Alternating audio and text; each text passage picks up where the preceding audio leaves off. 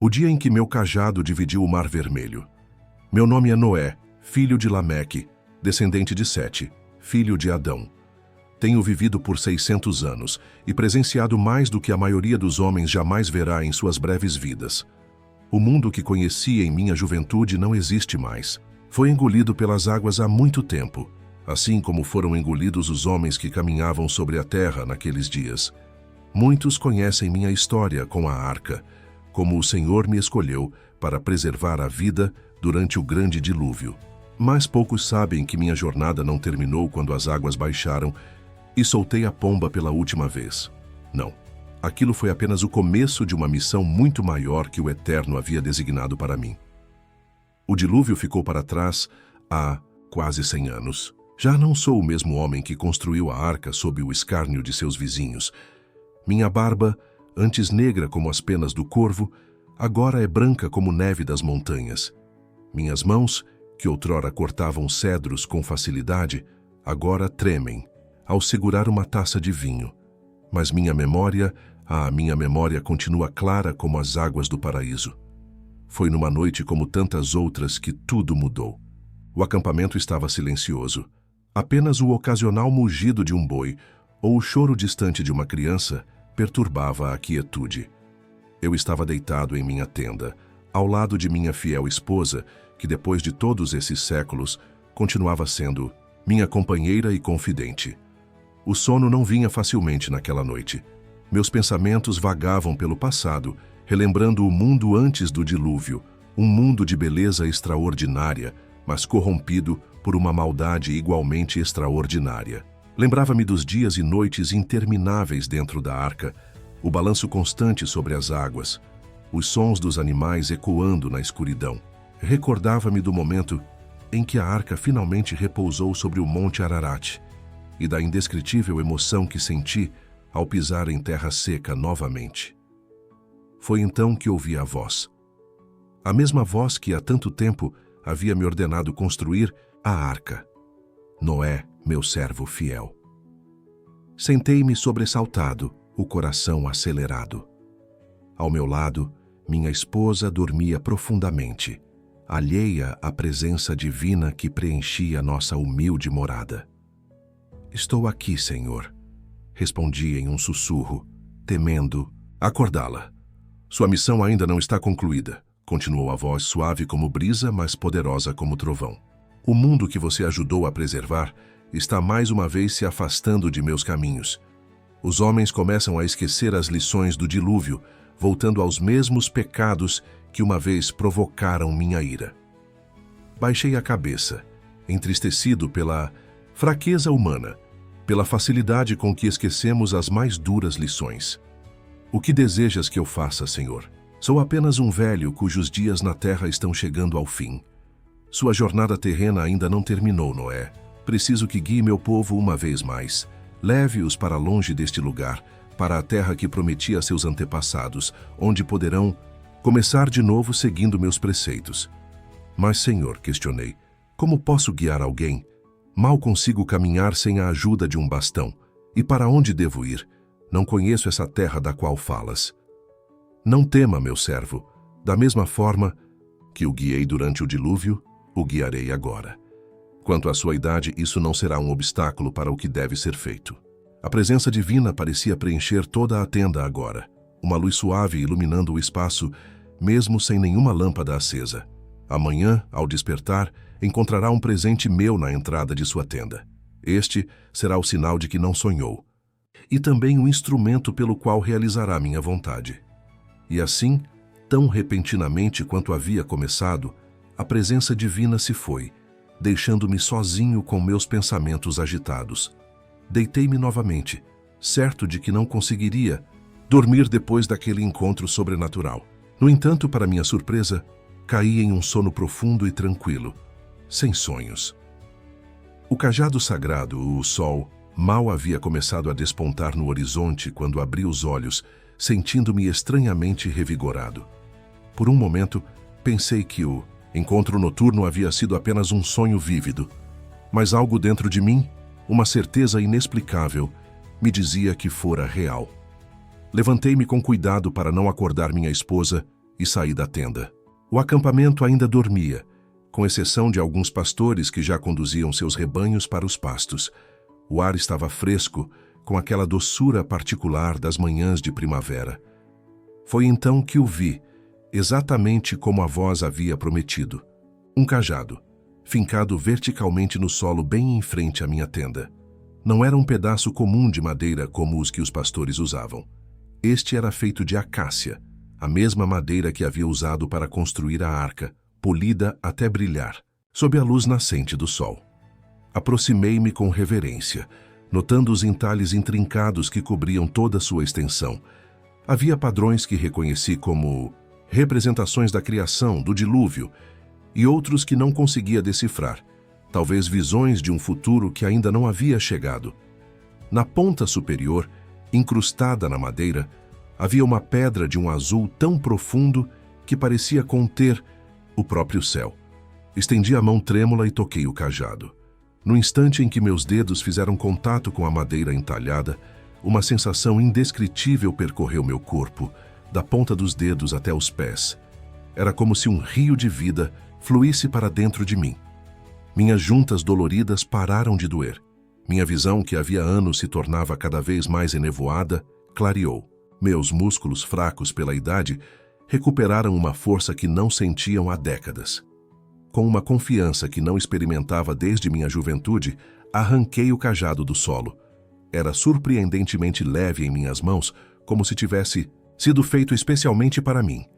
Ao erguê-lo, a pedra azul captou os primeiros raios de sol, refletindo-os em todas as direções. Noé, o que é isso?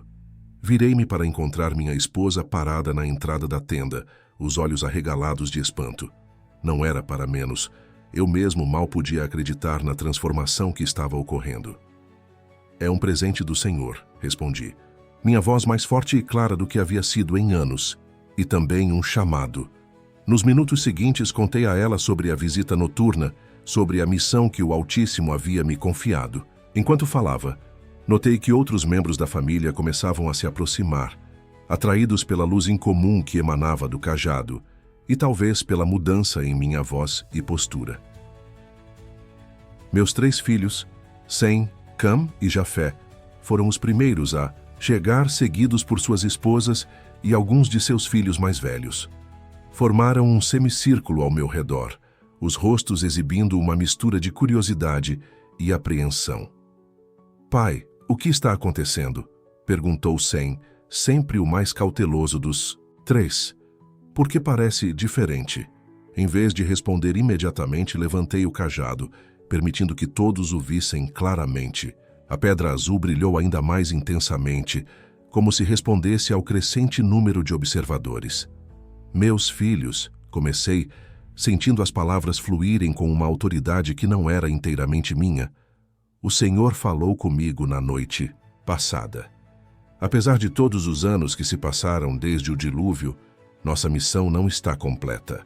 Devemos viajar para uma nova terra, um lugar que o Altíssimo preparou para nós, onde poderemos viver segundo seus preceitos. Cam, sempre o mais cético, cruzou os braços. Pai, construímos nossas vidas aqui. Temos casas, rebanhos, campos, cultivados. Por que deveríamos abandonar tudo isso para vagar pelo deserto novamente? Porque é a vontade do Senhor, respondi simplesmente. O mesmo Senhor que nos salvou das águas quando todo o resto da humanidade pereceu. Jafé, que até então permanecera em silêncio, deu um passo à frente. Eu acredito em você, pai. Se diz que o Senhor o chamou, então devemos obedecer. Ele olhou para seus irmãos. Ou já esqueceram como é ignorar os avisos do Altíssimo? Suas palavras tiveram efeito imediato. Ninguém melhor que nós conhecia as consequências de ignorar os mandamentos divinos. Havíamos visto um mundo inteiro perecer por esse erro.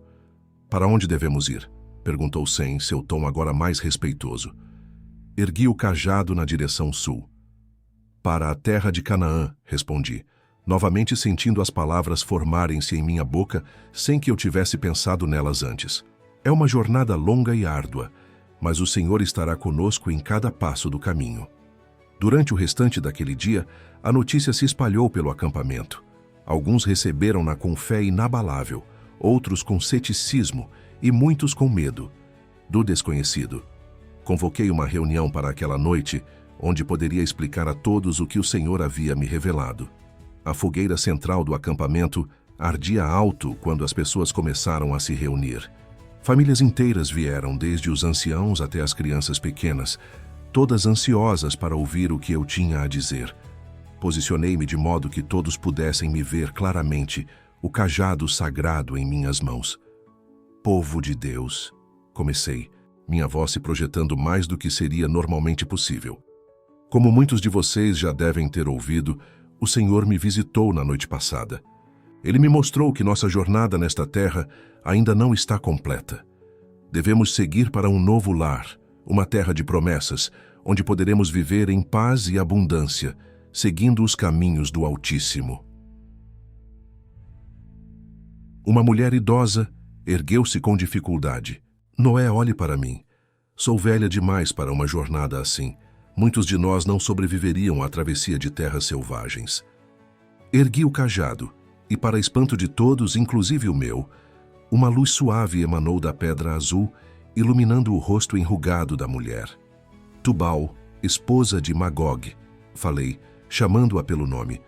O mesmo Deus que nos guardou durante o dilúvio nos guardará nesta jornada.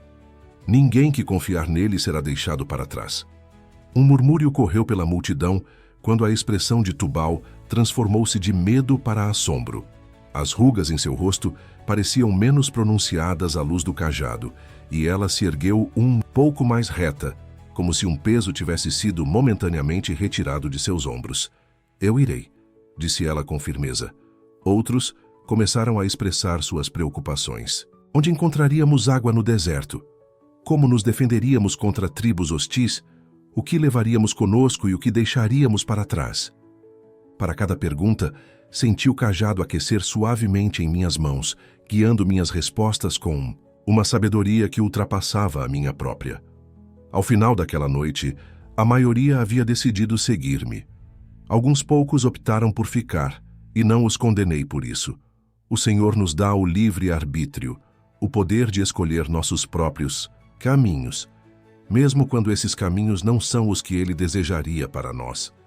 Decidimos que partiríamos em 7 dias. Seria tempo suficiente para preparar provisões, selecionar os animais que levaríamos conosco e despedir-nos do lugar que havia sido nosso lar desde que a arca repousara no Monte Ararat.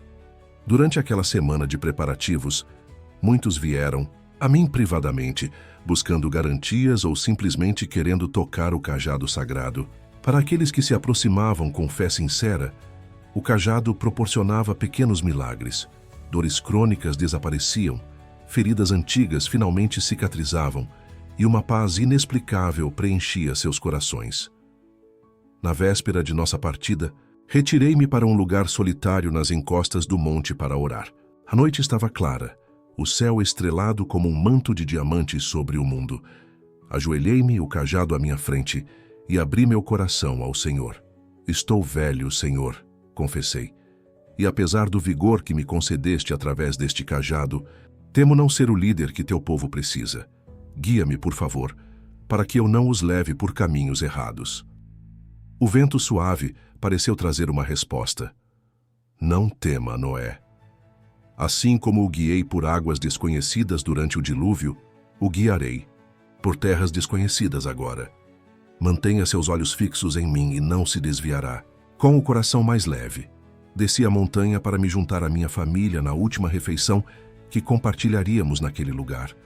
Todos estavam quietos, pensativos, cada um absorto em suas próprias reflexões sobre o que o futuro nos reservava. Antes de nos recolhermos para a noite, conduzi uma cerimônia de agradecimento pelo tempo que havíamos passado ali e pelas bênçãos que o Senhor havia derramado sobre nós. Sacrificamos um cordeiro sem mácula, o mesmo ritual que havíamos realizado quando saímos da arca pela primeira vez. Enquanto a fumaça do sacrifício subia para o céu noturno, ergui o cajado e pronunciei uma bênção sobre todo o povo reunido. Ali, homens e mulheres, jovens e idosos, todos unidos pela fé no Deus que havia preservado a vida na terra. Que o Senhor, que criou os céus e a terra, nos guie e proteja em nossa jornada. Recitei. Que sua luz ilumine nosso caminho nas horas mais escuras e que sua mão nos sustente quando faltar força. Amanhã partiremos como um só povo, seguindo a promessa do Senhor nosso Deus. A multidão respondeu com um amém unânime, suas vozes ecoando pela noite, como um testemunho de fé e esperança. Naquela noite, dormi um sono profundo e reparador, sem sonhos ou visões. O cajado repousava ao meu lado, sua pedra azul emitindo um brilho suave que afastava toda a escuridão. A jornada começa. O sol mal começava a dourar o topo do Monte Ararat quando nosso grande êxodo teve início. O acampamento, que por tanto tempo havia sido nosso lar, estava agora reduzido a tendas desmontadas, fogueiras apagadas e áreas limpas onde antes havia moradias. Eu liderava a procissão, o cajado sagrado em minha mão direita, apontando o caminho como uma bússola divina. Atrás de mim vinha minha família imediata, minha esposa, meus 3 filhos e suas famílias. Depois deles, em uma longa fileira que serpenteava pela planície, vinha o resto do nosso povo, levando consigo rebanhos, carroças carregadas de provisões e as poucas posses que conseguiram transportar.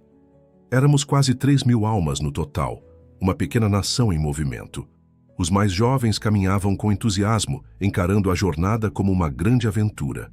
Os mais velhos avançavam com determinação estoica, confiando na promessa divina de um novo lar.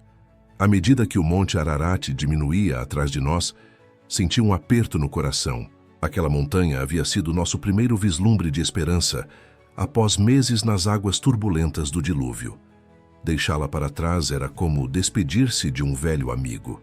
No entanto, o cajado em minhas mãos me lembrava constantemente de nossa missão. Sempre que hesitava sobre a direção a seguir, a pedra azul brilhava mais intensamente, guiando-me pelo caminho correto. Era como se o próprio cajado conhecesse o destino que o Senhor havia designado para nós. Nosso primeiro dia de jornada foi relativamente fácil. Atravessamos planícies verdes, onde nossos rebanhos puderam pastar, e acampamos próximos a um riacho cristalino que forneceu água fresca para todos. À noite, enquanto fogueiras eram acesas e tendas montadas, percorri o acampamento, parando para conversar com as famílias, ouvindo suas preocupações e oferecendo palavras de encorajamento. Muitos queriam tocar o cajado, sentir por si mesmos seu poder misterioso. Eu permitia, observando como suas expressões mudavam ao contato com a madeira sagrada. O cansaço se transformava em vigor renovado, o medo em confiança serena. Na manhã do segundo dia, acordamos com uma surpresa inquietante. O céu, antes claro, estava agora coberto por nuvens escuras. Um vento frio soprava do norte, trazendo consigo o prenúncio de tempestade. Devemos ficar e esperar que o tempo melhore, sugeriu Cam, sempre cauteloso quando se tratava de enfrentar os elementos. Olhei para o cajado em minhas mãos, buscando orientação. A pedra azul pulsava suavemente, como um coração batendo, apontando firmemente para o sul. Não, respondi com convicção. Devemos continuar. O Senhor está conosco, até mesmo nas tempestades. Mal havíamos retomado nossa marcha quando os primeiros pingos de chuva começaram a cair. Em pouco tempo, transformaram-se em uma verdadeira torrente, encharcando nossas roupas e tornando o solo escorregadio sob nossos pés. Alguns começaram a murmurar, questionando minha decisão de prosseguir. Os mais idosos lutavam para manter o equilíbrio no terreno lamacento, e as crianças choravam, assustadas com os trovões que agora ribombavam acima de nós. Foi Jafé quem primeiro notou algo estranho. "Pai", chamou ele apontando para mim, "olhe." Ao olhar para baixo, vi que a chuva torrencial não me tocava. Era como se uma barreira invisível existisse ao meu redor, mantendo-me completamente seco. Mais do que isso, percebi que essa proteção se estendia a alguns metros ao meu redor, abrangendo não apenas minha família imediata, mas qualquer pessoa que estivesse próxima.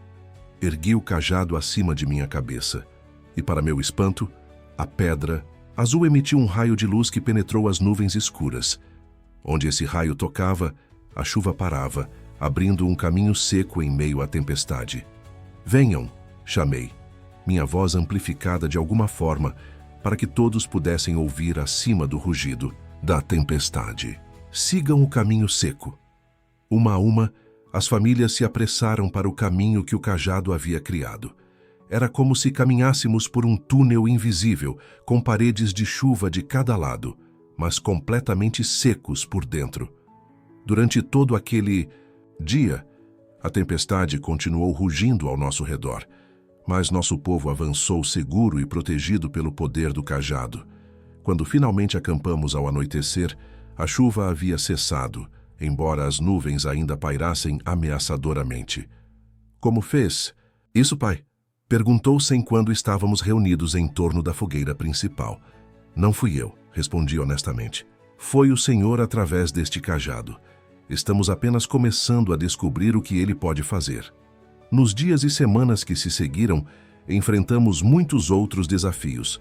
Terrenos montanhosos que pareciam intransponíveis subitamente revelavam passagens ocultas quando eu apontava o cajado na direção certa. Rios caudalosos se acalmavam, permitindo que os atravessássemos em segurança. Quando os suprimentos de comida começaram a escassear, o cajado nos guiou a vales férteis escondidos, onde frutas silvestres cresciam em abundância e animais podiam ser caçados. Mas nem tudo eram milagres e facilidades. O deserto, quando finalmente o alcançamos, provou ser o teste mais difícil até então. O sol implacável castigava durante o dia, enquanto o frio cortante da noite fazia tremer até o mais robusto dos homens. A água tornou-se nosso bem mais precioso, cada gota valorizada como se fosse a última. Foi no 12º dia no deserto que enfrentamos nossa primeira verdadeira crise. As reservas de água haviam acabado e até mesmo os animais mostravam sinais de desidratação severa. As crianças, especialmente, sofriam com a sede, seus lábios rachados e olhos fundos partindo o coração de qualquer um que os visse. Noé, aproximou-se Ada, esposa de Jafé, carregando seu filho mais novo. Nos braços, ele não bebe há quase um dia, temo por sua vida. Olhei para a criança, seu pequeno corpo frágil e desidratado, e senti uma angústia profunda. Havíamos confiado na orientação divina, seguido fielmente o caminho indicado pelo cajado, e ainda assim nos encontrávamos em uma situação desesperadora. Reúna todos, instruí Ada. Precisamos orar. Em questão de minutos, todo o acampamento estava reunido em um grande círculo. Posicionei-me no centro, o cajado firme em minhas mãos. O sol do meio-dia era impiedoso, fazendo com que o metal de nossas ferramentas ficasse quente demais para tocar. Senhor, orei em voz alta, para que todos pudessem ouvir. Tu que criaste os céus e a terra, que separaste as águas acima das águas abaixo, que salvaste a nós e a todos os seres vivos do dilúvio, pedimos agora. Não abandones teu povo neste deserto. Dá-nos água, Senhor, para que possamos continuar a jornada que tu mesmo nos ordenaste. Enquanto falava, senti o cajado aquecer em minhas mãos. A pedra azul começou a pulsar com uma luz cada vez mais intensa, até se tornar quase ofuscante. Guiado por um impulso que não conseguia explicar, bati com força a ponta do cajado contra o solo árido. O impacto produziu um som metálico, como se tivesse atingido um objeto sólido escondido sob a areia. Para espanto de todos, o solo começou a tremer, e então, num instante, uma fissura se abriu exatamente onde o cajado havia tocado. Da fissura jorrou água, não um mero filete, mas um geyser poderoso que se elevou vários metros no ar, antes de cair novamente, formando rapidamente uma poça que se expandia a cada segundo. O povo ficou paralisado por um momento, mal acreditando no que seus olhos viam. Então, como uma represa que se rompe, todos avançaram ao mesmo tempo, desesperados para saciar sua sede. Ordem! Gritei, erguendo o cajado. Primeiro as crianças e os idosos, depois as mulheres, e por último, os homens. Há água suficiente para todos. Para minha surpresa, apesar da sede desesperadora, o povo obedeceu. Um sistema organizado foi rapidamente estabelecido, com recipientes sendo enchidos e distribuídos aos que mais necessitavam. A água era cristalina e doce, tão refrescante que parecia ter propriedades revigorantes, além de simplesmente hidratar.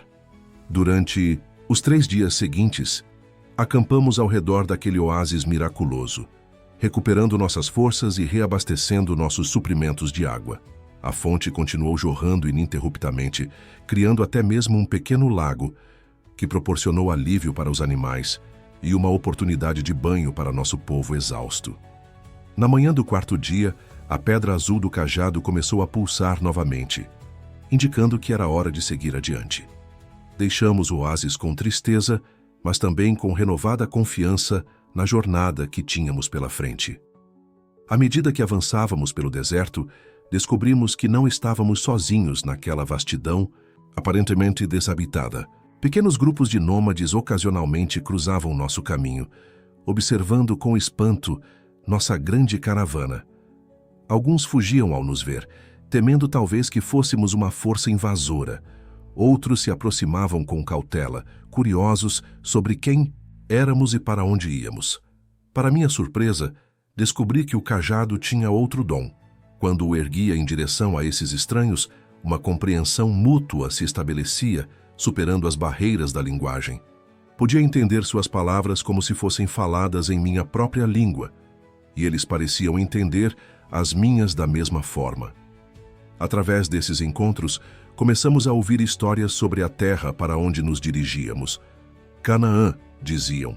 Eles eram uma terra de extremos, vales férteis e montanhas ásperas, desertos escaldantes e florestas exuberantes. Era habitada por diversas tribos, algumas pacíficas, outras guerreiras. E, o mais importante, era considerada uma terra abençoada pelos deuses, ou como eu sabia, pelo único Deus verdadeiro. Também ouvimos rumores preocupantes. Falava-se de um poderoso líder chamado Nimrod, descendente de Cam, meu próprio filho, que havia estabelecido um reino ao leste. Era conhecido como um poderoso caçador diante do Senhor, mas não no sentido positivo da expressão. Nimrod havia rejeitado os caminhos do Altíssimo, estabelecendo seu próprio culto e declarando-se um Deus entre os homens. Mais perturbador ainda, alguns dos nômades afirmaram que Nimrod estava ciente de nossa jornada e a considerava uma ameaça à sua autoridade. Segundo eles, ele havia enviado espiões para nos observar e planejava interceptar-nos antes que alcançássemos Canaã. Compartilhei essas informações apenas com meus filhos e alguns dos anciãos mais confiáveis, não querendo causar pânico entre o povo. Decidimos aumentar nossa vigilância, estabelecendo guardas ao redor do acampamento durante a noite e enviando batedores à frente durante o dia. Foi um desses batedores, um jovem chamado Eliabe, neto de Sem, que trouxe a primeira confirmação de nossas suspeitas. Retornou ao acampamento ofegante, seu camelo quase caindo de exaustão. Avistei um exército, relatou, mal conseguindo recuperar o fôlego. A 2 dias de distância, marchando diretamente em nossa direção. Carregam estandartes com a efígie de um homem usando uma coroa de chifres. Nimrod, murmurou Sem, o rosto sombrio. Como podemos enfrentar um exército? Somos principalmente famílias com crianças e idosos, não guerreiros. Apertei o cajado, sentindo seu calor reconfortante, em minha mão. Não enfrentaremos, respondi. Mudaremos de direção. O Senhor nos mostrará um caminho alternativo. Naquela noite, reuni-me com os líderes das famílias para discutir nossa situação. A notícia sobre o exército de Nimrod havia se espalhado, causando medo e incerteza. Alguns sugeriam que deveríamos nos dispersar em grupos menores, mais difíceis de rastrear. Outros propunham que enviássemos emissários a Nimrod, buscando um acordo pacífico. Nenhuma dessas opções é viável, disse eu, erguendo o cajado para chamar a atenção de todos. Se nos dispersarmos, os mais vulneráveis ficarão expostos. E não podemos confiar em Nimrod. Ele rejeita o Senhor e, portanto, rejeita a verdade e a justiça. O que faremos, então? Perguntou um dos anciãos a voz trêmula. Ergui o cajado e a pedra azul brilhou com intensidade renovada. Mudaremos nosso curso. Ao invés de seguir diretamente para o sul, tomaremos o caminho do oeste, em direção ao Grande Mar. O exército de Nimrod não nos seguirá até lá, mas isso nos afastará de Canaã, objetou outro. Estaremos indo na direção errada. Às vezes, o caminho mais longo é o mais seguro, respondi. O Senhor não nos trouxe até aqui para nos abandonar. Confiem no cajado que ele me deu. A decisão foi tomada. Ao amanhecer, nossa grande caravana mudou de rumo, desviando-se para oeste em vez de continuar para o sul. Foi uma manobra arriscada que exigiu que todos se movessem com rapidez e determinação. As famílias desmontaram suas tendas em tempo. Recorde, os pastores reuniram os rebanhos, e antes que o sol estivesse alto no céu, já estávamos em movimento. Por 3 dias viajamos sem parar, permitindo-nos apenas breves momentos de descanso. O terreno tornava-se cada vez mais acidentado, com colinas rochosas e ravinas profundas que dificultavam nossa passagem. Mas o cajado nos guiava infalivelmente, revelando caminhos ocultos e passagens seguras onde à primeira vista parecia não haver nenhuma. Na manhã do 4º dia, um de nossos batedores retornou com notícias alarmantes. Eles mudaram de direção, relatou, o rosto marcado pela exaustão. O exército de Nimrod nos segue. Estão a apenas 1 dia de distância. Um murmúrio de medo percorreu o acampamento quando a notícia se espalhou. Alguns começaram a questionar se deveríamos ter enviado emissários a Nimrod, tentado negociar. Outros falavam em se separar, cada família seguindo seu próprio caminho. Reuni os líderes novamente, buscando conselho e oferecendo conforto. Enquanto discutíamos, ouvi um som distante. O barulho de água, muito água, batendo contra uma costa. O Grande Mar, anunciei, erguendo o cajado. Estamos próximos. Vamos nos apressar. Movemo-nos com renovada urgência, subindo uma série de colinas áridas. Quando finalmente alcançamos o topo da última elevação, um espetáculo incrível se revelou diante de nós. O Grande Mar, uma vastidão azul que se estendia até o horizonte, suas ondas quebrando incessantemente contra a costa rochosa. Mas nossa alegria inicial logo se transformou em consternação. Não havia como contornar o mar. A costa se estendia para norte e sul até onde a vista alcançava. E atrás de nós, o exército de Nimrod se aproximava inexoravelmente. Estamos encurralados, disse Cam, a voz carregada de acusação. Fomos trazidos até aqui para morrer.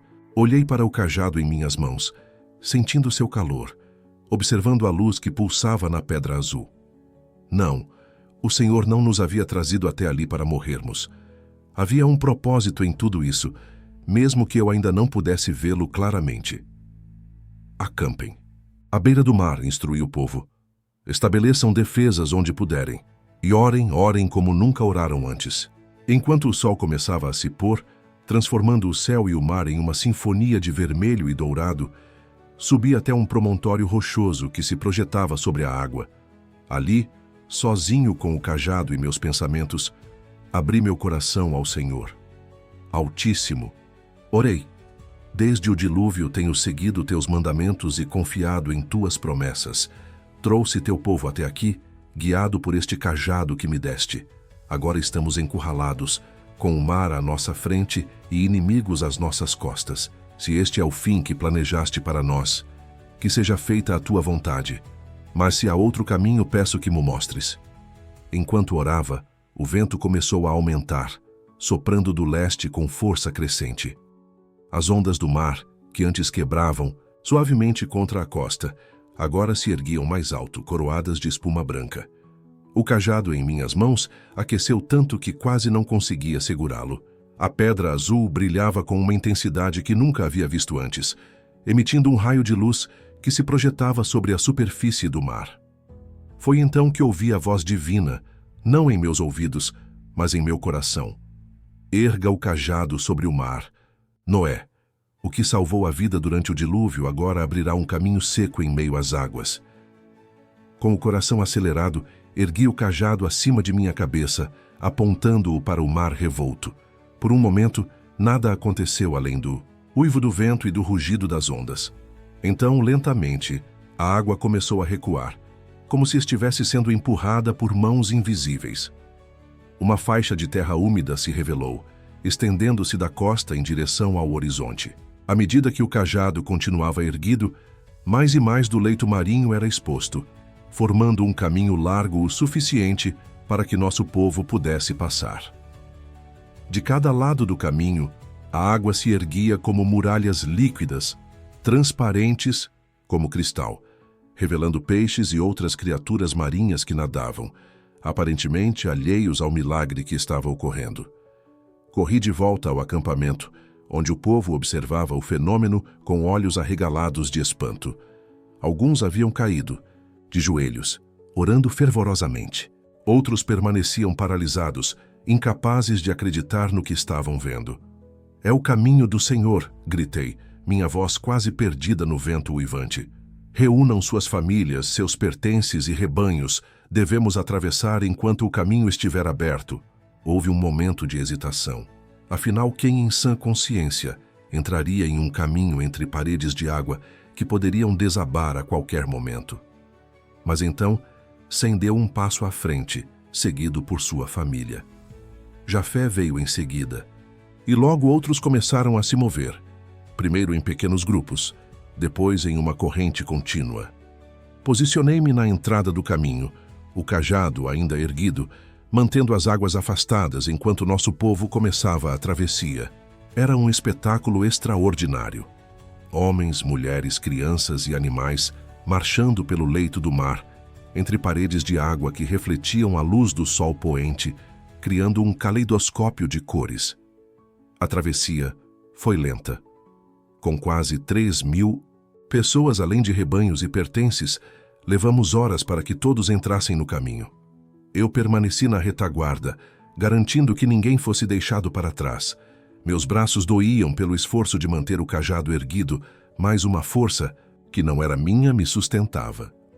Quando o último dos nossos havia entrado no caminho marítimo, comecei a atravessar também.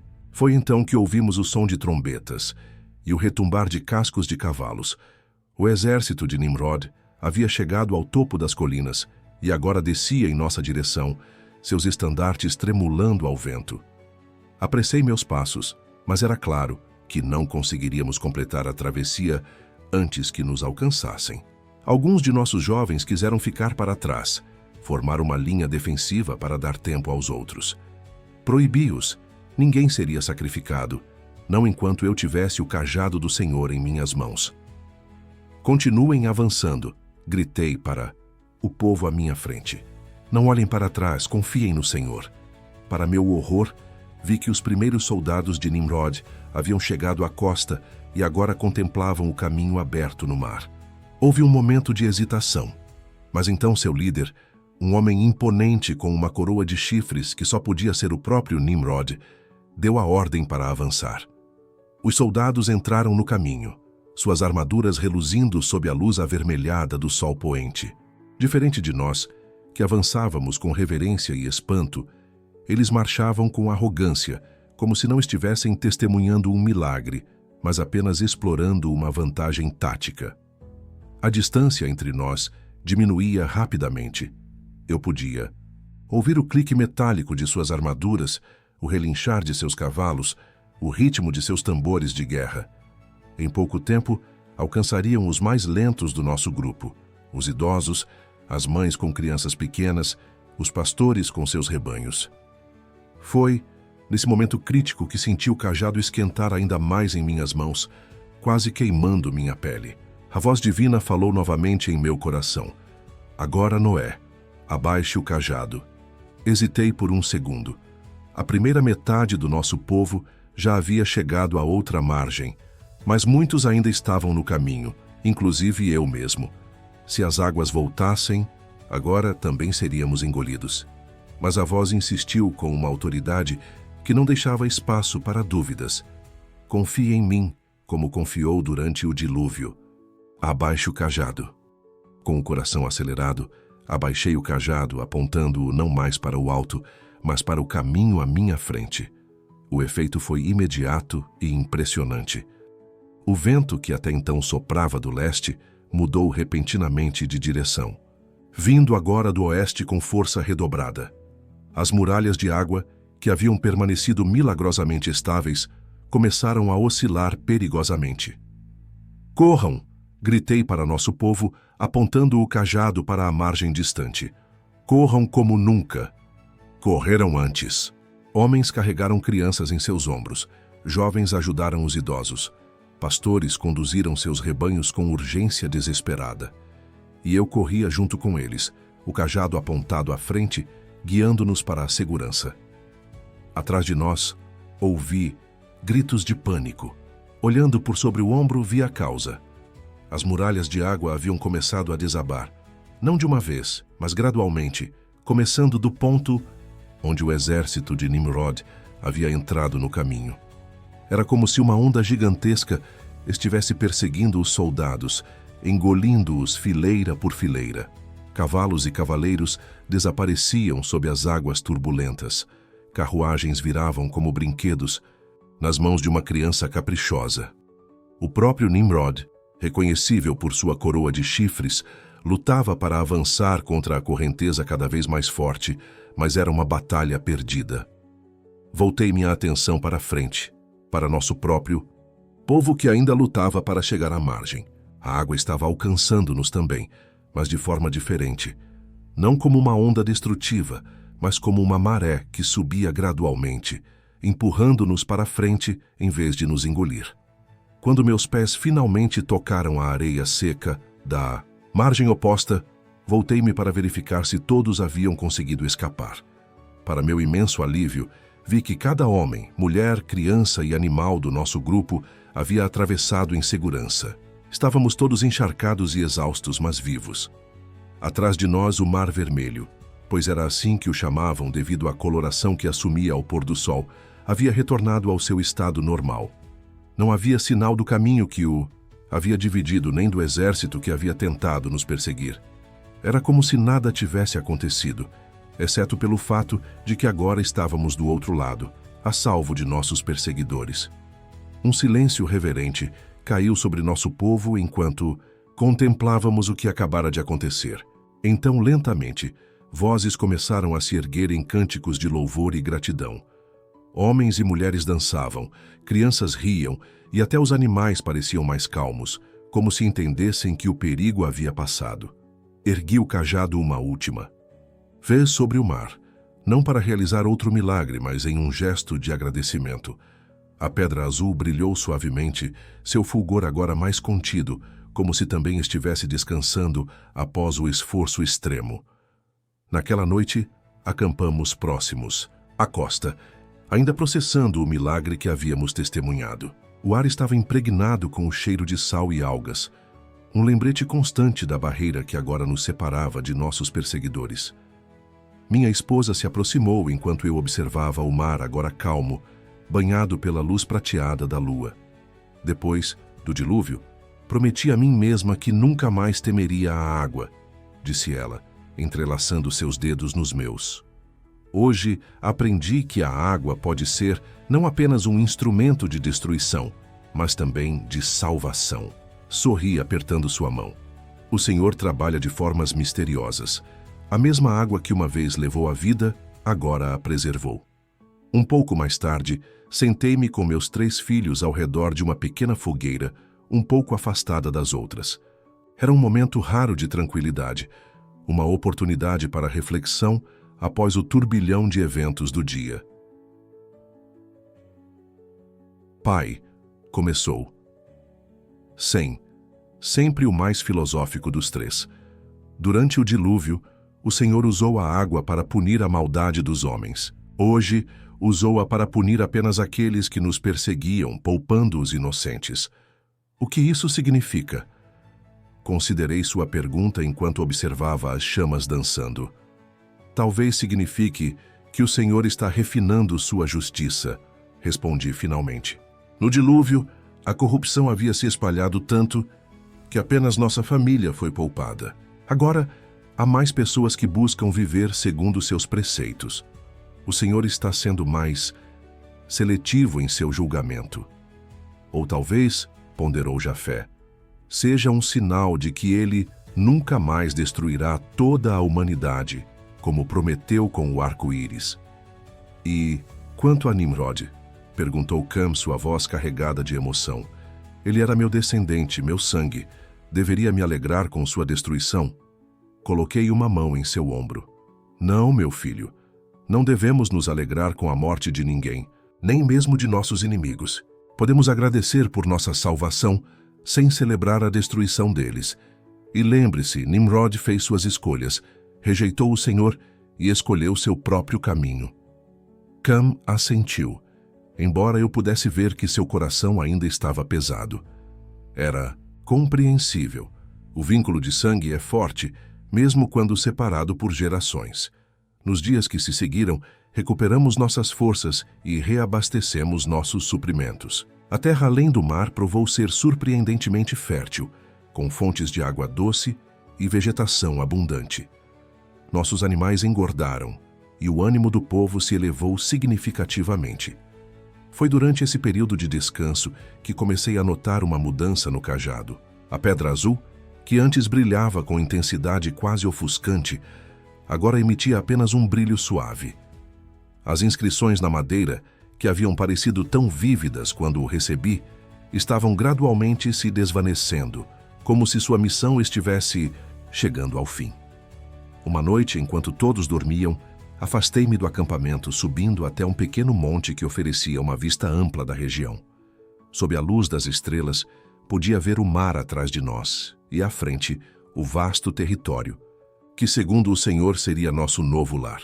Está quase terminado, não é? Perguntei em voz baixa, segurando o cajado contra meu peito. Minha missão.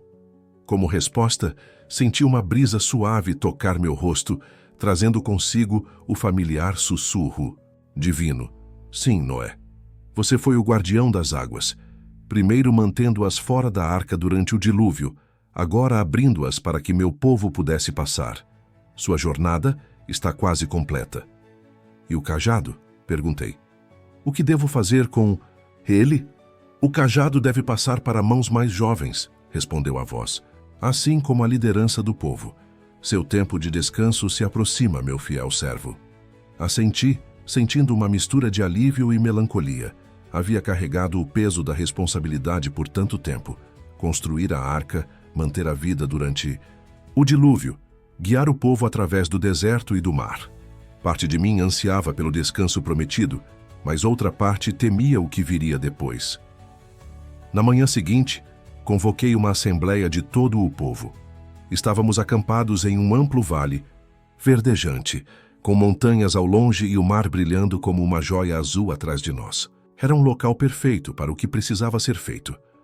Quando todos estavam reunidos, subi em uma grande pedra para que pudessem me ver e ouvir claramente. O cajado em minhas mãos parecia mais leve que nunca, como se estivesse ansioso para mudar de dono. Povo de Deus, comecei, minha voz carregando pelo vale sem esforço. Vivemos muitos milagres juntos. Sobrevivemos ao dilúvio que renovou a face da terra. Atravessamos desertos e montanhas sob a orientação divina. E mais recentemente, testemunhamos o poder do Senhor abrir um caminho através do mar, salvando-nos de nossos perseguidores. Murmúrio de concordância percorreu a multidão, muitos assentindo fervorosamente. Mas minha jornada como líder está chegando ao fim, continuei. O Senhor revelou-me que é hora de passar o cajado e a responsabilidade para mãos mais jovens.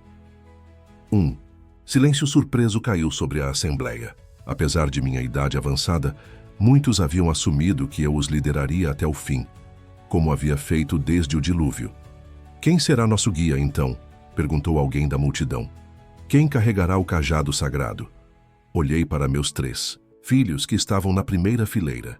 Cada um deles tinha qualidades de liderança, cada um à sua maneira. Sem possuía sabedoria e discernimento espiritual. Jafé tinha coragem e visão para o futuro. Cã, apesar de suas dúvidas ocasionais, tinha compaixão e compreensão profunda das necessidades do povo. mas o Senhor já havia me mostrado a quem o cajado deveria ser entregue. Eliezer, chamei, filho de Arfaxade, filho de Sem, venha até aqui. Um jovem de cerca de 30 anos abriu caminho através da multidão. Eliezer era conhecido por sua fé inabalável e sua dedicação ao bem-estar da comunidade. Desde os primeiros dias de nossa jornada, havia se destacado por sua disposição de ajudar os mais fracos e por sua habilidade de resolver disputas com justiça e misericórdia. Quando Eliezer subiu na pedra e ficou ao meu lado, pude ver a surpresa em seus olhos. Claramente, não esperava ser escolhido para tal honra. Eliezer, disse alto o suficiente para que todos ouvissem. O Senhor o escolheu para liderar seu povo pelo restante da jornada até Canaã. Este cajado não é apenas um símbolo de autoridade, mas um lembrete constante de que o poder não vem de nós, mas do Altíssimo. Estendi o cajado para ele. Por um momento Eliezer hesitou, a magnitude da responsabilidade claramente pesando sobre ele. Então, com mãos ligeiramente trêmulas, aceitou o cajado. No instante em que seus dedos tocaram a madeira entalhada, a pedra azul brilhou intensamente, reconhecendo seu novo portador. Um suspiro coletivo percorreu a multidão quando um raio de luz se projetou da pedra, iluminando o rosto de Eliezer com um brilho celestial. Prometo servir o povo com humildade e justiça, declarou Eliezer, sua voz mais firme agora. E nunca esquecer que nossa força vem do Senhor, não de nós mesmos. A multidão irrompeu em aclamações e cânticos. Alguns dançavam, outros choravam de emoção. Era um momento de transição significativo, o último sobrevivente direto do mundo, pré-dilúvio passando o bastão para uma nova geração. Nos meses que se seguiram, nossa jornada continuou sob a liderança de Eliezer. O cajado o guiava assim como havia me guiado, revelando caminhos seguros através de territórios perigosos, proporcionando água em lugares áridos e, ocasionalmente, realizando milagres quando necessário. Eu caminhava agora entre o povo, não mais como seu líder, mas como um ancião respeitado, um repositório vivo da história de nossa jornada desde o mundo antigo.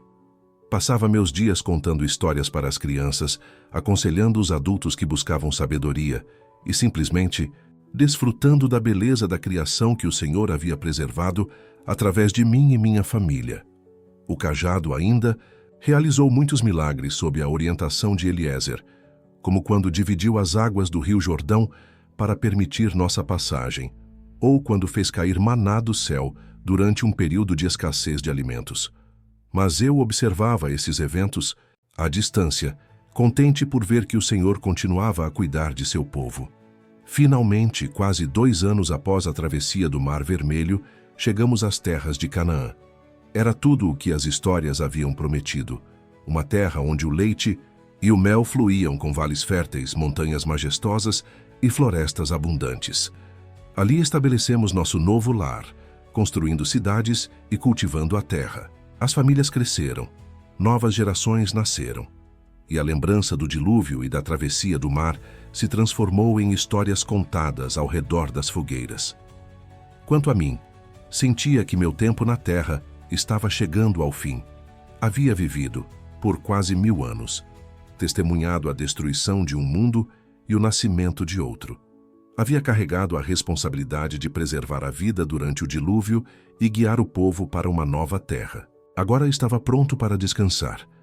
Em uma tarde tranquila de primavera, sentei-me sob uma oliveira que havia plantado com minhas próprias mãos anos antes. Ao meu redor, meus descendentes, filhos, netos, bisnetos e gerações além, viviam suas vidas em paz e prosperidade. O aroma de pão recém-assado misturava-se com o perfume das flores silvestres, criando uma sinfonia de fragrâncias que deleitava meus sentidos. Fechei os olhos, agradecido por tudo o que havia vivido, por todas as maravilhas que havia testemunhado, por todos os desafios que havia superado com a ajuda do Senhor. Quando os abri novamente, vi uma figura luminosa diante de mim, um mensageiro celeste, semelhante àqueles que haviam me visitado tantas vezes ao longo de minha vida. Está na... Ora, Noé, disse ele, estendendo a mão. O Senhor o chama para casa. Com um sorriso sereno, Peguei sua mão e me levantei, deixando para trás o corpo cansado que havia me servido por tantos séculos. Olhei uma última vez para o mundo que ajudara a salvar e reconstruir. E então, segui o mensageiro para meu descanso final. E assim termina minha história. A história de Noé, o homem que construiu uma arca para salvar a vida durante o dilúvio e que, com seu cajado, dividiu o Mar Vermelho para levar seu povo à terra prometida. É uma história que não consta nos textos sagrados como a conhecem, pois nem todas as obras do Senhor foram registradas. Algumas permanecem ocultas, transmitidas apenas de boca em boca, de geração em geração, até chegarem a vocês. Esta é uma dessas histórias ocultas, o dia em que meu cajado dividiu o Mar Vermelho.